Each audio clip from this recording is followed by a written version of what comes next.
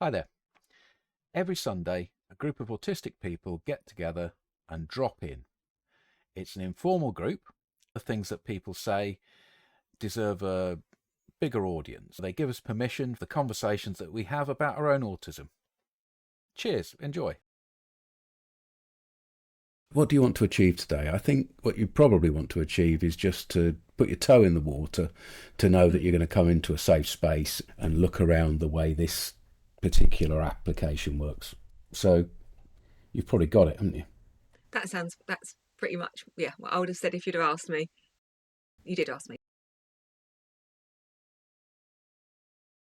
There are certainly some people in the group that have expressed interest in meeting you. How could I frame it? One of the earliest exercises that we did when we were preparing ourselves, people not known for their vocal abilities, when we were preparing ourselves to turn from a self-help group that just chatted online to putting voices out there internationally, was that we listened to the series that Chris Packham did. We split them apart and we listened to a few minutes of them and then discussed them. Those two programs covered 6 individuals with different kind of representations of autism, one of which was Murray, the son of the broadcaster, Ken Bruce. And what I remember from the conversations, I haven't gone back to the recordings, was that there was quite an effect on us with this feeling of that we expressed as an empathy that we couldn't quite put our fingers on. A kind of odd recognition in the way Murray held himself, moved, and the expressions he made. There was something that seemed very oddly personal about experiencing on camera, on film, or which was edited in an intimate way, so catching really interesting parts of a person. It was a very strange emotion to put together for the group. Murray being somebody who is non-verbal, as they now say, and also not necessarily somebody whose intellectual ability has been compromised to the degree that you sometimes assume. I don't have the proper words to describe somebody. I'm not willing to make too many assumptions about somebody, so words feel clumsy when as soon as you get into talking about somebody's intellectual life. So that tiny little thing that you've told me about your experience of autism through your child seems to be something that will have a real interest to a number of us. It's fine, Jules, for people to ask me anything about my experience of Lucy's autism and how I've done my best to learn what her life is like for her, because she can't tell me what her life is like for her with words, although she does have words and she does use speech, not in a way that would give me any particular insight into her thoughts and emotions.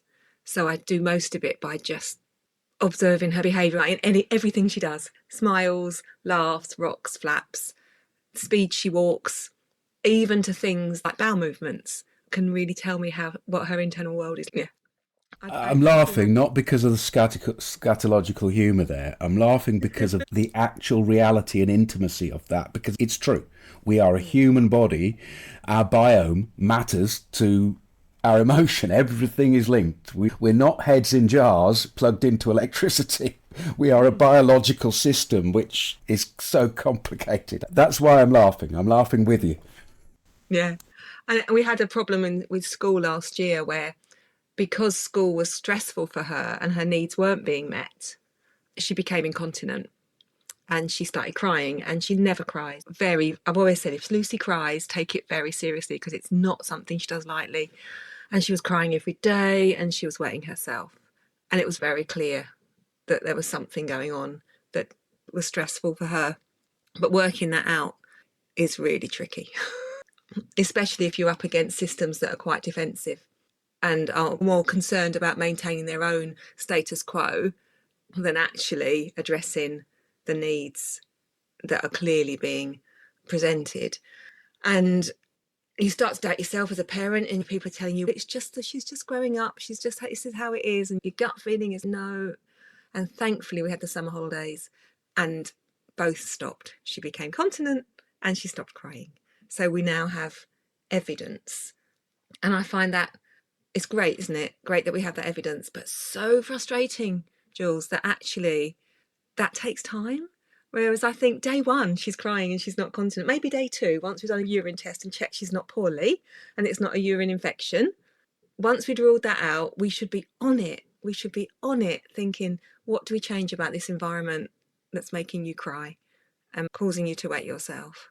So that's where I come from. It's just trying to do my best to read what might be going on for her.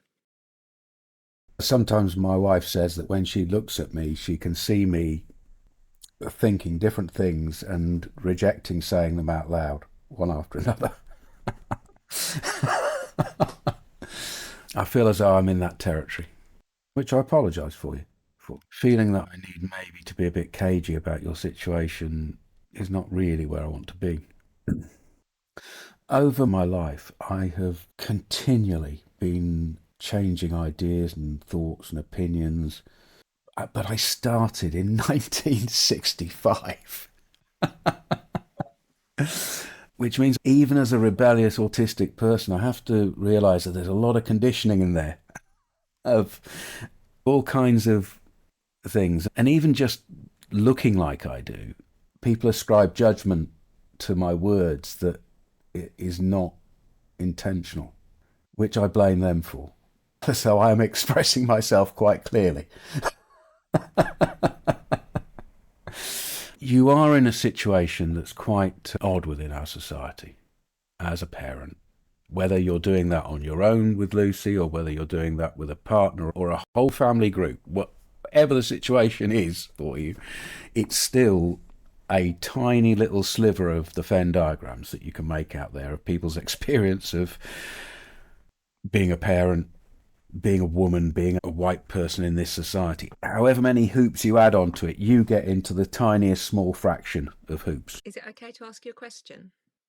I welcome you to ask questions. When you said you feel like you need to be cagey about my situation, I wasn't quite sure what made you feel that. I think the explanation is about the tiny sliver of your experience of life on all of those circles of... When I look at the possibility of how close my Venn diagram is, my little sliver is to your little sliver, there's quite a jump. So for me, it would be much more about listening than talking. Okay, introducing Debbie, who is the parent of, I believe, Lucy, as a young person that she will describe herself. A lot of us were interested in having Debbie come and just hang out with us for a bit, maybe even talk to us about things, but she also plans to come and make a formal recording with us, which means that some of you might, having met Debbie here today, decide to join in that process. Hi GR, how's it worked out for you with your text this week, mate? The 444 went through. I think it took about half an hour to do the download, and then during the 555 it just went on and off twice, and I was just frustrated. But hopefully, a while back, if this kept happening, I would have just given up. But hopefully we'll get through it. Yeah, we've got to get through it, mate. Thankfully, because of your persistence and patience, I did manage to use the backup and clean up your voice a bit. And you sound a bit like a robot, but what you actually said got expressed in the 555 edit that's just been published today. So your words weren't lost in the end. They just sounded a bit shitty on the sound. If I sound like Stephen Hawking, I'll actually be quite pleased. In the AI program that's attached to one of the programs that we use, it's possible to make a script of your words and then use that script to then put in any other voiced language to come back as an AI voice. And it actually suggests that in little bits of sentences that it takes a snippet of 2 or 3 people's words and then just makes them for you, so that the AI voice takes over halfway through a word or halfway through a sentence. It's a mad world we're aiming for. We're not going to really understand authenticity soon. Yeah, I get a bit worried with all these AI things. I try to think of AI in this new way that a couple of my friends who recently took master's degrees to understand it. You can put guardrails around it, which I won't explain right now, but then you can use it for good. So I have using it that way, and I wonder if there's a way that it would come into the conversation today. So for autistic people who are using other methods to communicate, which technology has improved. I think it used to just be they would point at symbols, but I don't want to assume anything. So I've been trying to use it for good, but with guardrails to protect. I hear what you're saying there, Teresa, that the power of this thing to do things, to automate some things is staggering. But your sentiment about guardrails in a world where I think all the guardrails are being taken away, laws are being ignored, democracy is in a flux at the moment, the guardrails aren't possible. It's a bit like saying we could continue developing back 40 years ago as long as we thought sustainably about the environment, but we didn't sustainably think about the environment. We didn't do anything about it, and human beings historically haven't done anything about it, and they haven't put the guardrails up. Maybe another time I'll describe what I'm doing just to get your feet off topic for today. It links in this way. I'm autistic. Sometimes I spiral. It could be an email reply, but when it comes to report writing, as a genealogist, just get stuck trying to create a report. So I create a container on my computer with all of the information that I have used. So it could be academic papers, it could be my own notes that I've scanned, it could be a recording of an interview with a client, and a bunch of things. Genealogy in this private thing I'll call a container on my computer. And then I have a thing that is AI. And you have to remember, we used AI, even spell check is AI. So there are simple AIs, but it will write a report for me. Of course, then I can read it. It'll even write it up as though it's a debate, a podcast with two people. So to point out issues in it for me, it would be like a company who has sensitive information creating their own private AI system on their computer system. Maybe they have health records or something, let's say. And it doesn't go out into the big AI world. It just looks within their system to make a report or something like that. One implication of what you're saying there, Teresa, is that autistic people, if they embrace the AI tools that are out there at the moment, or if in-house tools using the principles of AI, training on their own data, the technology can be broadened out, it can be kept in-house, all those things. And I absolutely think you're on the money there, and that would be the absolute best use. When people worry about AI, I think at the moment it seems like a very general application that is happening in our society rather than in those scenarios. The algorithm that gives people a dedicated feed of news is AI driven, and people end up in these kind of small worlds of information that are circular. And AI has learnt from everything that has been published on the internet in some circumstances. And when you look at what's been published on the internet about us, about autistic people, your search results in at the top of AI in Google to do with autism, maybe have a look at them. And that's the version of AI that concerns me. Yeah, I agree with that. But then I take that even further. My concern would be that if I use just a general AI, I don't know, Chat GTP, what I enter into it ends up in this public domain. And I'm working with clients and confidentiality. And in Canada, we have strict privacy rules too. I'm not allowed to information on people who would be alive today, or if I don't know whether they're living or dead, at least 100 years old. And another confidential thing that I deal with are people's DNA results, and sometimes the actual DNA. So I really hesitated to try AI for 5 years because people would say, oh, you should use AI. And I just thought I could be sued if any private information got out. But then when two of my friends at a late age took these master's degrees, they helped me to figure out a safer, containerized way. And it's so sophisticated. I've tested it. It will even read vital records in like old German or old Dutch. And I do my own translation, and then I better, and it happens in moments. But it's all in a safe container. So in the text, Robbie writes, I get frustrated when AI is used for customer service. I've also replied to what was being said earlier, data collection like no dictator has previously been able to utilise. Lucy starts a conversation by saying, I watched a video on YouTube about Elon Musk and the way his attempts to use AI could be corrupted to give dangerous knowledge to people. It was frightening. Robbie continues to say, it is now getting harder and harder to have a local account on a computer and to keep storage on your own computer.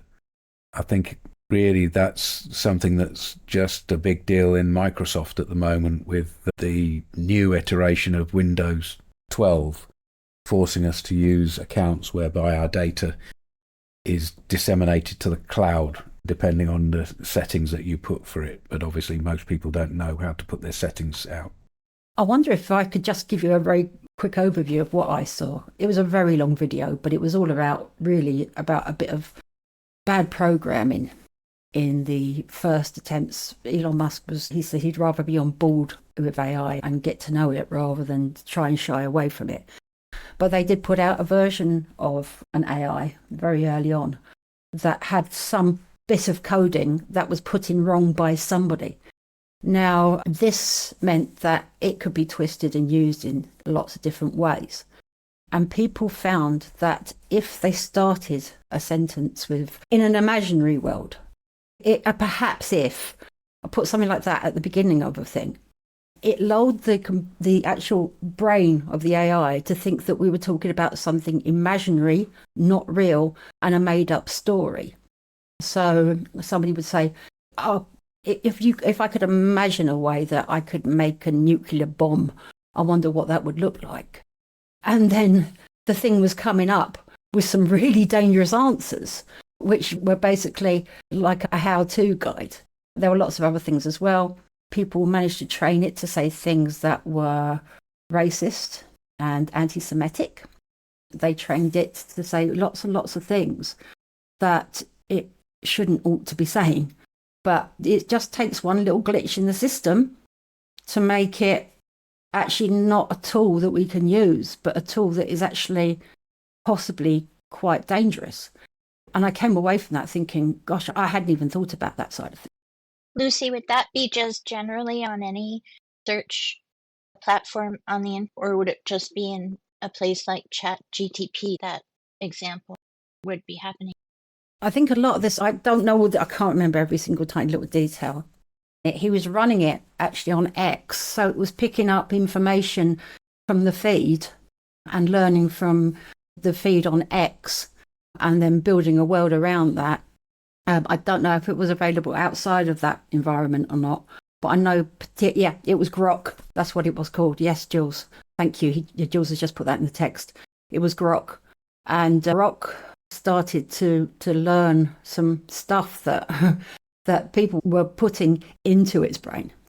Okay, so it was publicly available. Yes. So yeah, it was publicly available. But from what I could glean myself, I thought that it was within X at the time, and they did pull it down because they realised that something was going a little bit awry with it. I think the quote was, though, because the Musk actually came out and said, look, we know we've done a bad thing here, but it's all right, I'll fix it in the morning, which I felt was a little bit offhand. There was no imperative to do it. We'll fix it in the morning. If we take this back to autism for a bit, tools using AI are being aimed at young children. And people are also looking to the internet to use inappropriate tools for their own therapy.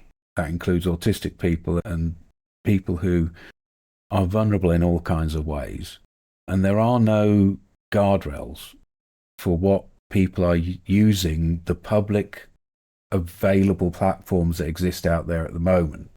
There's also no regulation over what can be created as an AI-based therapy for autistic kids based on whatever kind of thinking that's based on. You don't have to go to the bogeyman of ABA. You could actually go to the possibility of radical ideas from autistic roots. It's a very big leverage tool that is possible to be accessible in different ways at different levels of society.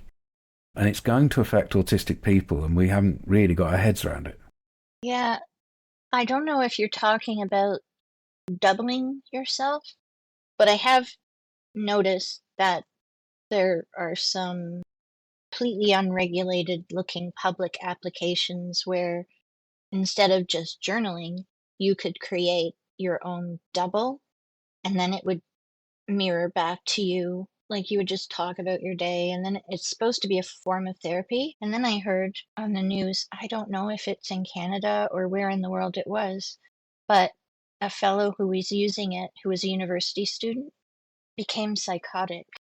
Like he had a psychotic episode as a result of using this type of thing. I don't know which one of these publicly available apps there are for this, but it just could be so dangerous, especially if you say, oh yeah, I'll take a free trial of the whatever app.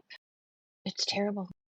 I'm sorry not to leave much of a gap there, but I want to jump in with an email that I got to the charity this week, and it was from at Queen's University Belfast, a lecturer in autism or behaviourism or some psychiatry, psychology, one of these things. And what they were asking for, a very nice letter. We'd been recommended to them by some other behaviourists because of our work helping out. But what she was proposing was that she's developing an app for children, and the app was to help them with emotional recognition of themselves, of their own emotions. I can't see quite other than how this app would be gamified in some way to end up basically a reward-based, and then obviously the opposite to getting a reward is punishment. You're not receiving the reward, so you're being punished by not receiving the reward. So there's an absence. It may be rewards-based, but it's still pretty black and white, good and bad. Now, that's just one lecturer at a college. They're already developing an app that they see is specifically targeted at autistic children to help them with what their perception of what a problem is. We're already in this world. Now, I don't believe her app is just basically the standard old-fashioned website, which is what apps have been up until now, fully functioning mini websites. It will have some kind of AI algorithm learning in it, otherwise it's never going to get to market or never get used. In the text, Robbie says, does anybody remember the film War Games? And Lucy says, yes, they do. I don't. 13 years before War Games, there was a film called Colossus, the Forbin Project, 1970. And it's the Americans design an artificially intelligent computer to run their defence system. In a mountain, it's impossible to access it. And then the American computer finds out that the Russians have got one and asks to be put in contact with it. And when the Americans refuse, the Americans and Russians both launch preemptive nuclear strikes, which they then stop when they're put in contact with each other. But basically, every science fiction film that's ever touched on artificial intelligence, it never ends well. I don't remember everything about War Games, but I do remember it was quite an early 80s film, wasn't it? I think it was Matthew Broderick was playing this guy who he's playing on his computer, and long story very short, manages to trigger World War III through his computer. And at the time, I think it was very scary and not just really, I think everybody was a bit taken aback by it because it did seem to be like something very sinister and that anything could happen with computers, and maybe we're getting there. There's a Guardian article linked there. Are we living in a golden age of stupidity? Technology section. And it's talking in AI in a different way. It's talking about how if we do outsource part of our own human experience to AI, we might decrease our ability to hold that human experience and experience that human experience. We might not exercise the muscle that is our organ, the brain, sufficiently to keep our human experience as our human experience is. There's a very good Isaac Asimov story, and it was made into a short film, where in the future where a guy goes to the Ministry of War and says, I can do mathematics on paper. And they all scoff at this, and they ask him certain numbers and he works it out on a piece of paper. And they're absolutely gobsmacked because they've actually lost the ability to do that. And in the end, they have him killed because he's a danger, because if he can do it, it might inspire other people to do the same and people would start thinking for themselves. I've just had a very cursory look at that article, Jules, and one of the things that's just stood out to me there is the idea that people who have lost the ability to be able to speak could possibly have some way of being able to communicate. And I knew somebody in that position. They'd been very unwell and had a stroke and a heart attack and had been essentially trapped within their own body. Still brain working absolutely fine, thoughts ticking as normal, but he had no way to actually voice them at all. And everything he did had to be spelt out on a board, like a little alphabet board. He'd point and very slowly at each letter. And in a way, when I think of that, it makes my heart feel like if he'd only had that, then perhaps his life would have been a much fuller thing post his little incident he had, as he would call it. But it's just all the stuff that comes off of that. When you start overthinking it, that's when it starts becoming scary. So yeah, it would be wonderful if they could find a way to give a voice back to people who can no longer communicate or have never been able to communicate verbally. But when you overthink, it does seem dangerous.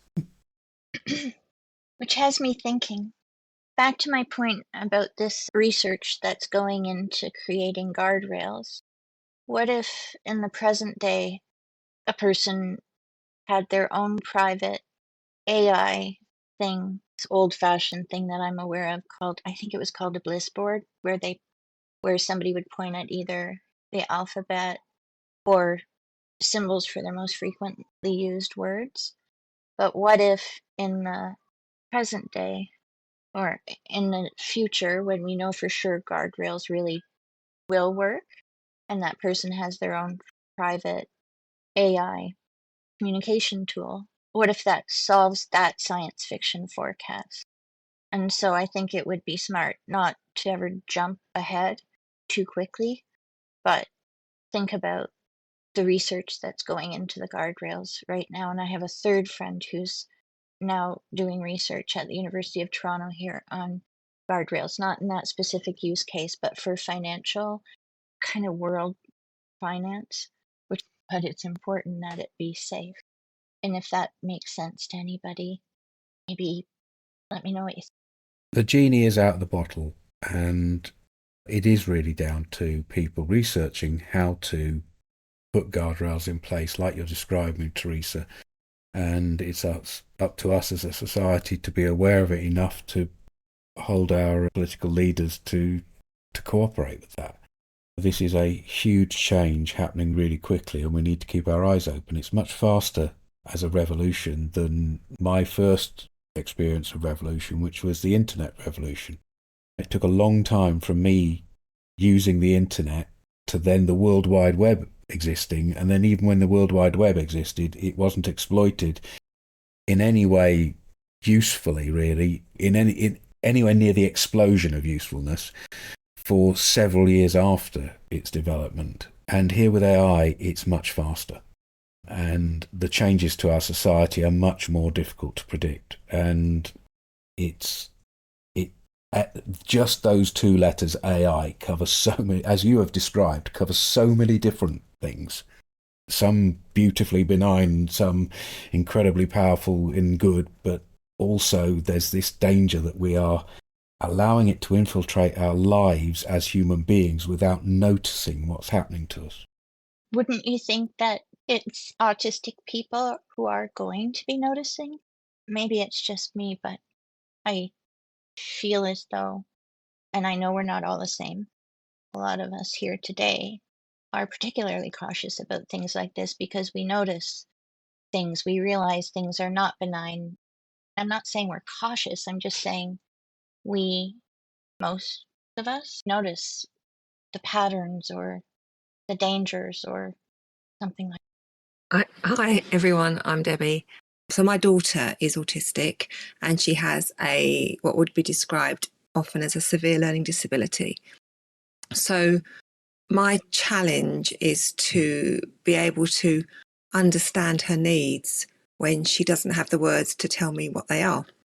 So I have to work it out best way I can, from her expressions, from her body movements, from her demeanour, she has got some words, so sometimes there's some words give me an idea, but not really a kind of a way to problem solve what's going on for her, really. And I would love a way in so that I can actually help be a better advocate, I suppose, and help everyone put in place the things that she needs to have a happy and successful and dignified life that she absolutely deserves. And there's such a gap between what she feels and what we understand that she feels. I hope that makes sense. It makes sense to me. Yeah, it makes all the sense. I can totally see how if there's a way of being able to do this, so it's a tool that we can. I'm quite distrustful of AI. I always have been, but maybe that's just what I'm like. I don't really want to step over the line yet, but I can see where it can be useful. And like I say, I've had experience of someone who had no words and needed so much enabling to be able to get a lot of complicated thoughts out of his head. And it would have been wonderful if he could have lived his last years. He was an older guy. If he could have lived his last years being able to express himself and have a more dignified way of living than he was. They were trying speech therapy on him, but it really wasn't going anywhere. They tried all these things. And in the end, he didn't really get any technology to help him. But knowing who he was and what a complex person he was and he had brilliant thoughts and not being able to express those made everything so very difficult for everyone around him. And everything had to be done in such a slow and methodical way that, it would be wonderful if that could happen. And I really hope it does. I do think that there would be a way to containerize. People might think I'm super idealistic, but all the tool has to do is not go out to the internet. Like once the tool is created with the rules within it, and let's not call them AI, call them something else, an algorithm within a private piece of software, a device that is not turned on to the internet. And that even if it was sometimes used for the internet, like if it was a phone or an iPad, it was not accessible. So the example somebody used about Microsoft, it won't be on Microsoft, for example. It will be its own containerized thing with guardrails. Surely somebody who's not into creating apps to make loads of money would think to advance a system like this, advance a tool for people this to communicate. For goodness sake, dogs and cats can talk to us now pushing buttons. People are far more important. I'm going to go back in the text. Debbie, who already spoke, wrote slightly differently in the text. My daughter has a friend who communicates via an eye-gaze computer. It gives him a voice that he would not otherwise have. However, for Lucy, this doesn't work, and that's due to her learning disability. She doesn't have the language development to be able to use it. I would love technology to bridge that gap, so her feelings can be expressed as words that others can then understand. And the person comments on their own writing to say that maybe I sound fanciful in that. Robbie continues, AI used for customer service has made life more difficult. Everything just goes round in a circle, and there is often no way to speak to a human being. So he feels that there's no backup to AI as it's being implemented by various places at the moment. Talking about AI, yeah, that's a sort of worry. Obviously, I don't know the context because I'm just here, but I think the thing about AI is, as you talk about, it can go round in circles if it's an automated thing or whatever. And the thing for me, if I want to deal with something, even though dealing with people is a difficult thing to go through, it's necessary to go through that so that you make sure that things are done to the finest detail. Because if you do it through automated or AI or whatever, it's just like a kind of mechanical process that certainly I, as autistic, already do anyway. And sometimes you're going to overload and you kind of spin yourself into a stressful situation because you're thinking too far ahead. That's what I was thinking about AI since you were talking about it since I come in. Was that you were talking about, or have I come into mid-conversation and misunderstood? No, Harry, we have been talking about it, but we've been talking about it in lots of really different and nuanced ways and trying to understand how this intelligence can be harnessed in order to improve lives without doing any harm. I think Robbie was saying that a lot of AI is just frustrating to him because the automation that we have AI voices on the phone and things like that now. But we were also talking about how it might be able to enable people who may not have the ability to voice things, to actually get a voice, to be able to have a voice and be understood.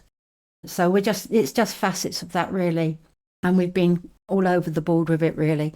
Yeah, fair enough. That's what the drop-in's all about. Yeah, the AI thing, automated things, there's things out there can certainly improve things and certainly help you along.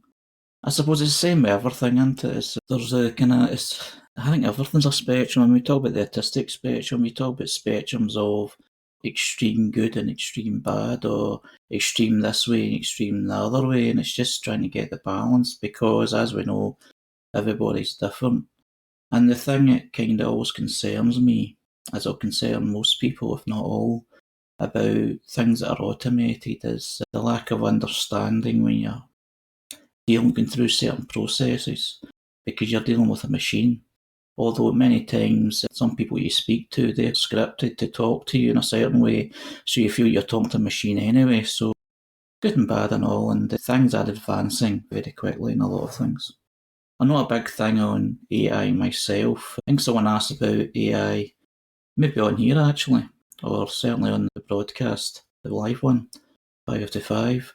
If I use the AI to do updates and things like that on the Facebook pages that I do, and I said I don't because I feel like I'm myself a machine anyway, and I use templates that I previously used, so I'd feel that I'd be taking away all my own fun by kind of using AI to help me out, but obviously that's just my own personal experience.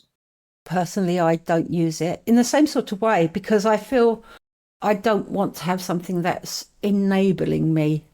As somebody who writes a lot, I write a lot and I read a lot, and I have my own way of putting things, and I really don't want to be second guessed. For me, I don't use it in my normal day-to-day writing because it takes some of the me out of it. I don't like the removal of the person in the middle of all this. Just as a very quick thing, I've just had a phone appointment with somebody who's going to be giving me some therapy about some past trauma, which I won't go into, maybe sometime in the future. But I was told that the service that I had contacted no longer offers one-on-one chat to a person, and that from here on out, if I wanted help and advice with the troubles I'm having, that I should join a website and have a look at a forum and do my own therapy through maybe talking to other people. I felt and I said that it anonymizes the help, and in a way it takes away my right to have that private conversation with a therapist, because they can no longer actually afford to have a person on the end of the phone. And she agreed with me. And honestly, it isn't their help. When you remove the person, you remove the soul of it. Absolutely. That is so infuriating to hear. The one-on-one therapy, the one-on-one connecting with someone, especially when you're going through a really tough conversation, for want of a better word, you need that. You need a person's connection, even though they're there for a certain purpose and there's certain sort of tick boxes that they have in their head or on a bit of paper and what they do as part of their job. The understanding from a person being in that position and the reason that they're actually in that work in the first place, that would be certainly lost if that's taken away. And as you're saying, it is getting taken away. And a lot of people are going to suffer from that. There is times where you can get help by reading something, a bit of advice, or maybe if it is automated and something's kind of fed back to you in that way, but the connection to share what you need to share to help you to get therapy, to help you get by and to help you move forward, or just to help you stay level, stay balanced. You need connection with people. And if they take people away, placed by machines, computers, etc., it's really, it's infuriating, but it's also very upsetting, actually, to be made aware that is happening. Even if it is, if you kind of look deeply in it, it just seems so obvious that's the way things are going in many ways, but just certain things like hearing and listening ear, it just, you can't replace that with machines. I'm just going to address Jules here for a second. You're right, we are social. We need connection, as you've put in the text. And you also say that you don't value therapy and you talk to us guys instead, which is wonderful. And that's the reason I'm here as well, because I find this to be some of the best therapy I could ever have. It's other people who are going through the same struggles and the same problems as me, and I could talk them out. The only reason that I talk about this particular therapy is because it is so very specific. I could only go to a specific type of therapist to talk about the things that are currently bothering me. And I have been denied that right to be able to do that. And this thing I need somebody who can really decode it for me and unpick it for me. And instead, I'm asked to talk to other people who have also gone through the same things as I have and get my support that way. But I really don't want that. I would like somebody who'd be able to read me better. That is ideal, Lucy.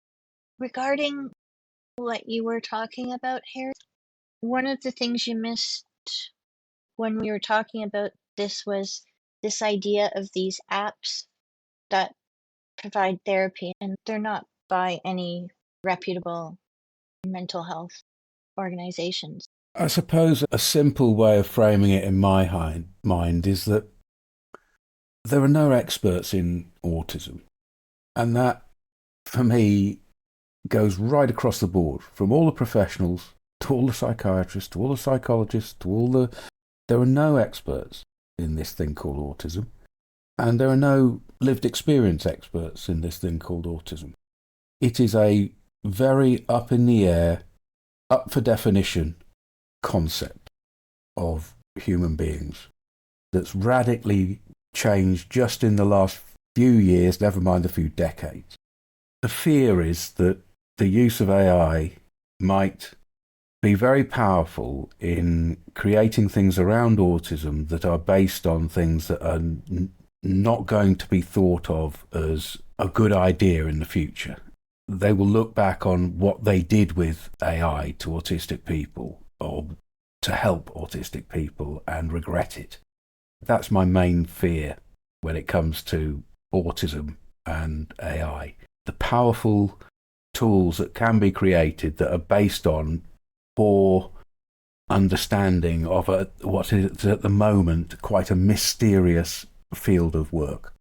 I think that would be especially true if it was a way to provide us therapy. Lucy said it does seem to need a person for her. For every one of us, it is different. I avoid therapy now since I've had my diagnosis a year ago, and I started to avoid it too because for therapy specifically, there's something where if I'm going to go every week to a psychiatrist for psychotherapy, I don't do that. So what happens is there's a standoff of silence when I'm in the session because, for one thing, I tend to be able to express to you what I think. I don't express the way I feel. And so, for a variety of reasons, psychotherapy did go. I needed to be monitored, not for autism because I didn't know I had it yet, but setting that aside, some tools might be useful for certain autistic people, and in particular, the type of tools that we talked about in relation to Debbie's daughter and to other people who could use a tool like that, like some to use the technology in a really safe way that didn't go out into the AI world. Those things I think would be worth trying. And then I'm remembering re-listening to a podcast where Jules and Lucy were talking to, I think the woman's name was Teresa from Ireland, talking about the way that older people psychology were very defensive and may never be able to say that they made mistakes with autistic people. And so I hear you, Jules, about how dangerous it can be, especially for anything to do with our hearts and our minds and therapy for us. Only helpful tools that are safe would I be comfortable with. Directed at Robbie, Debbie says, social isolation is the biggest concern that I have for my daughter as she becomes an adult. And if we remember from earlier that Debbie was expressing that she has a young person who is learning disabled and also autistic with a very difficult way of expressing herself for people to understand. Robbie comes back to say that his biggest concern about AI is the government misusing it, perhaps to imprison those that oppose them. He also points out that he lives in a village, and when we're talking about isolation, he has been excluded from the only service in the village for life because there was a period where he had an autistic meltdown when he was left to struggle by social care, which was just after his father's death, his last surviving parent. And Robbie will remind us that this is a huge event in his life that we are welcome to him to continue to express. When I can't safely use my motorbike, unlikely to see or speak to anyone for 3 or 4 days at a time, GR pops in to say, I don't speak to people if I can help it anyway. So even going shopping, I don't speak. And GR is somebody who speaks to us all here almost every week at Autistic Radio. Thank you for speaking with me today. It's been very helpful and lovely. Well, it's 5:44 now, so our drop-in hour is finished, and thank you to all the people who have texted and also to the people who have put their voices to this that are going to allow us to put some of those words out into the podcast.